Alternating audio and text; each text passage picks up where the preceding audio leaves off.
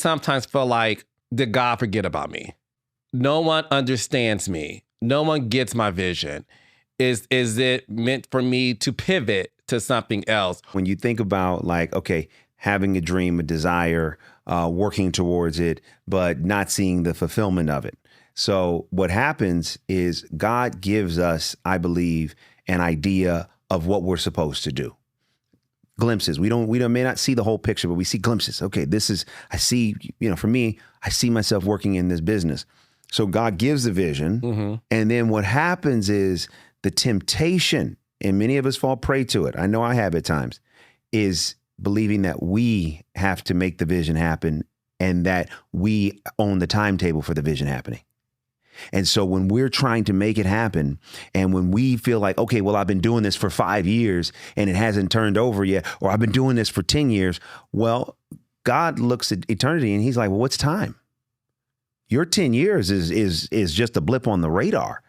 And I'm God. So I know when it's meant for you to unleash or become who I created you to be in the earth, because so often we put so much energy and effort into forcing this dream to come to fruition that we don't have control over. I started working in Hollywood when I was 18. I knew at 18 years old that I wanted to have my own production company. It took 18 years before I was able to open my company. 18 years. So for me, what I didn't want to do is I didn't want to put all of my joy and my happiness in the Hollywood basket. I believed that God was going to deliver the company at some point.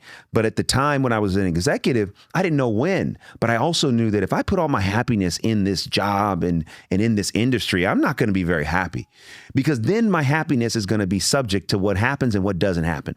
And then that means I'm not actually the keeper of my happiness. I'm actually outsourcing my happiness to circumstances and situations and people. I would say the dream was never meant to depress you. That's not the design of the dream. The dream was never meant to. It was never meant to depress you. If anything, the dream was meant to excite you.